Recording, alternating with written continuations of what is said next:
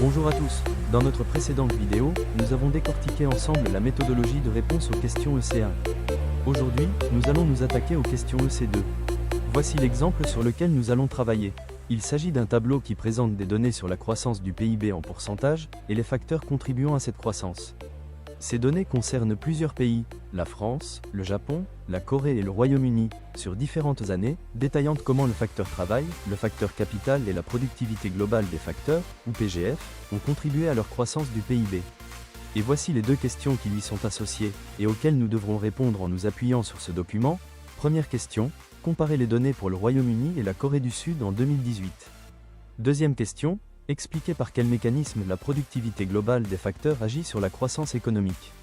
La première question demande une comparaison directe de données, tandis que la seconde nous invite à une explication de mécanisme, toujours en lien avec le document. Pour aborder efficacement une question EC2, la méthode est simple et se déroule en deux grandes étapes. La première étape consiste à comprendre la question et analyser les documents, tandis que la deuxième étape consiste à élaborer le plan et formuler la réponse. Alors, vous devez commencer par lire attentivement la question. Repérez les mots-clés, et surtout le verbe d'action. C'est le verbe qui vous dit ce que vous devez faire. Par exemple, si on vous demande de caractériser, vous devez décrire les principales propriétés. Si c'est « expliquer », vous devez trouver les causes et les conséquences. Si c'est « illustrer », vous devez donner des exemples à partir des documents. Chaque verbe a une signification bien précise. Ensuite, identifiez les notions économiques principales demandées. Est-ce qu'on vous parle de la croissance, du chômage, des politiques économiques ou de la mondialisation ? C'est ce qui va vous guider tout au long de votre analyse. Une fois que vous avez bien compris la question, passez au document. Je vous conseille de faire deux lectures. La première lecture est rapide. Lisez tous les documents du début à la fin pour avoir une vue d'ensemble du sujet et comprendre ce que chaque document apporte. La deuxième lecture est détaillée. Relisez chaque document et surlignez les informations importantes. Les chiffres, les dates, les noms, les faits ou les arguments qui répondent directement à la question que vous avez analysée. N'hésitez pas à les annoter pour faire le lien avec la question et les autres documents. C'est ce travail qui vous permettra de construire votre plan. Une fois que vous avez bien compris les documents, il est temps de passer à l'étape 2, la rédaction de la réponse. Commencez par trouver la réponse principale à la question, celle que les documents vous permettent de donner. Puis, élaborez un plan avec un ou deux grands arguments pour soutenir cette réponse. Pour chaque argument, vous devez utiliser les informations clés des documents pour justifier ce que vous avancez. C'est le cœur de l'exercice. En suivant ces deux étapes, votre réponse sera structurée et précise. Maintenant, passons à l'action. Nous allons appliquer cette méthodologie à notre première question EC2, comparer les données pour le Royaume-Uni et la Corée du Sud en 2018. Commençons par la première étape, comprendre la question et analyser les documents. On va, d'abord, identifier les mots-clés et les verbes d'action. Dans notre question, le verbe d'action est clairement « comparer ». Les mots-clés sont « données Royaume-Uni, Corée du Sud » et « très important, en 2018 ». Cela signifie que notre analyse doit se focaliser uniquement sur cette année.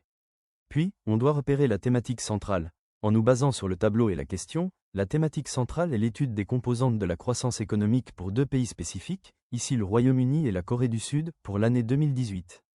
Passons ensuite à la deuxième étape, élaborer le plan et répondre. C'est là que l'on structure notre future réponse. On commence cette étape par trouver l'idée principale. Après avoir examiné les chiffres de 2018 pour les deux pays, l'idée principale qui se dégage est que, en 2018, la Corée du Sud a connu une croissance du PIB nettement supérieure à celle du Royaume-Uni, principalement grâce à des contributions plus élevées du capital et de la PGF, malgré une contribution négative du travail. C'est la conclusion que nous voulons démontrer. Après, on va définir les axes d'analyse. Pour prouver cette idée principale, nous allons structurer notre réponse en deux axes clairs. D'abord, une comparaison de la croissance globale du PIB entre les deux pays en 2018. Puis, une comparaison détaillée des contributions de chaque facteur, le travail, le capital et la PGF, toujours pour la même année. Voilà comment on prépare le terrain pour une réponse structurée et efficace.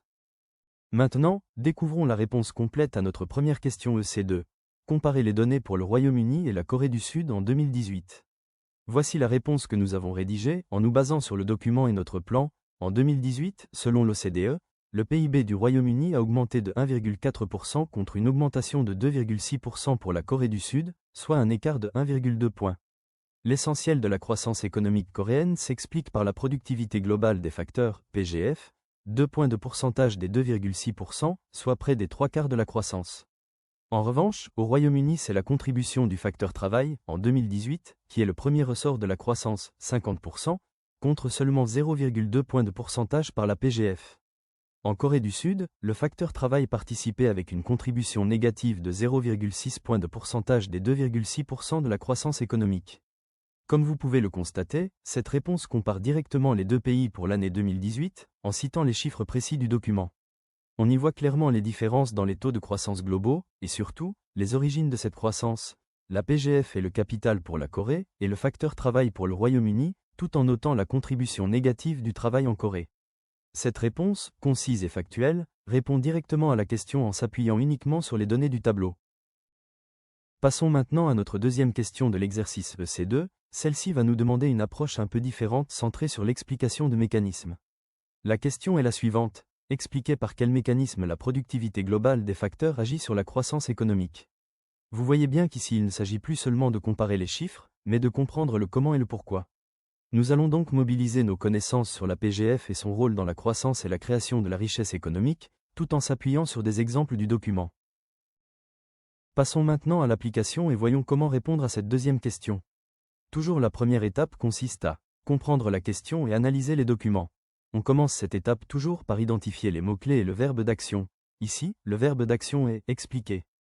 Il ne s'agit plus de comparer des chiffres, mais de détailler les processus qui lient la PGF à la croissance, c'est-à-dire le comment et le pourquoi.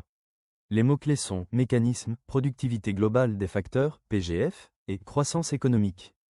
Puis en deuxième temps on doit repérer la thématique et analyser le document. Le tableau que nous utilisons montre clairement que la PGF contribue à la croissance du PIB. Le but de l'utilisation du document est d'en tirer des données chaudes qui illustrent notre thèse. On peut ici prendre l'exemple de la Corée du Sud, on peut bien constater qu'en 2018 la PGF contribue par 2% à la croissance du pays.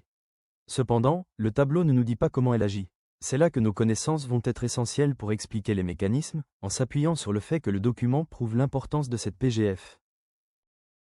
Ensuite, la deuxième étape consiste à formuler l'idée principale, élaborer le plan et rédiger la réponse. On commence par l'élaboration de l'idée principale, notre objectif est de démontrer que la productivité globale des facteurs, PGF, via différents mécanismes, constitue un moteur essentiel de la croissance économique et d'augmentation de la richesse. Pour bien comprendre comment la PGF agit concrètement sur la croissance, et pour pouvoir l'expliquer de manière logique, je vous conseille de visualiser ou de dessiner un petit schéma au brouillon. Ce schéma vous aidera à organiser les idées, à voir les liens de cause à effet, et à ne rien oublier. Après, et sur la base du schéma, nous allons élaborer notre plan de réponse qui contiendra 2 ou 3 axes. Puis enfin, on passe à la rédaction de notre réponse. Je vous ai conseillé de visualiser les mécanismes de la PGF pour bien les comprendre. Eh bien, voici un schéma qui résume parfaitement comment la productivité globale des facteurs agit concrètement sur la croissance économique. Ce schéma détaille le cheminement logique. Tout part de l'augmentation de l'efficacité du processus productif, qui est le cœur des gains de productivité liés à la PGF. Cela permet une baisse des coûts unitaires de production. Cela signifie tout simplement que si l'entreprise devient plus efficace et produit plus avec les mêmes ressources, le coût total de production reste le même, mais ce coût total est désormais réparti sur un nombre plus grand d'unités produites.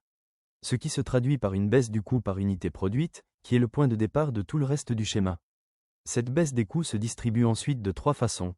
D'abord en hausse des profits pour les entreprises, cette hausse vient de l'augmentation de l'efficacité du processus de production qui permet une baisse du coût de fabrication de chaque unité. Ce qui augmente la marge bénéficiaire de l'entreprise. C'est cette marge supplémentaire qui constitue la hausse des profits. Ces profits accrus peuvent être réinvestis par l'entreprise pour financer de nouveaux projets. Il s'agit d'autofinancement. L'entreprise peut ainsi acheter de nouvelles machines plus performantes, construire de nouvelles usines ou développer de nouvelles technologies.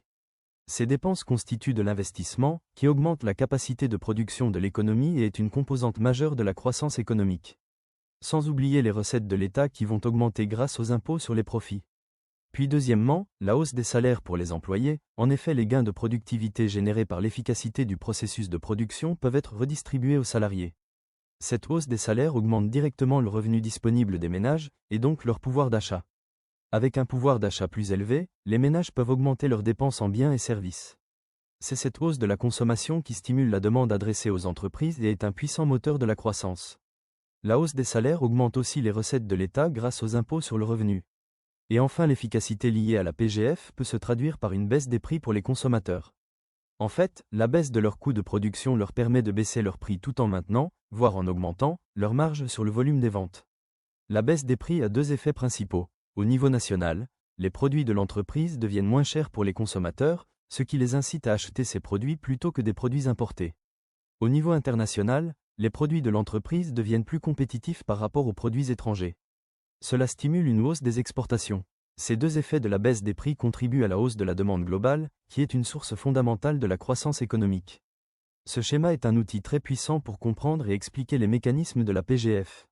Maintenant que vous avez cette visualisation claire, je vous invite à mettre la vidéo en pause et à prendre quelques minutes pour essayer de reformuler la réponse à notre deuxième question.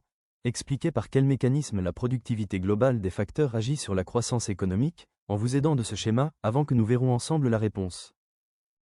Voici la réponse finale pour notre deuxième question, structurée selon le schéma. La productivité globale des facteurs, PGF, mesure l'efficacité avec laquelle les facteurs de production, travail et capital, sont utilisés. Une augmentation de la PGF se traduit par des gains de productivité, qui sont un moteur fondamental de la croissance économique. Ces gains de productivité se manifestent d'abord par une augmentation de l'efficacité du processus productif, permettant une baisse des coûts unitaires de production.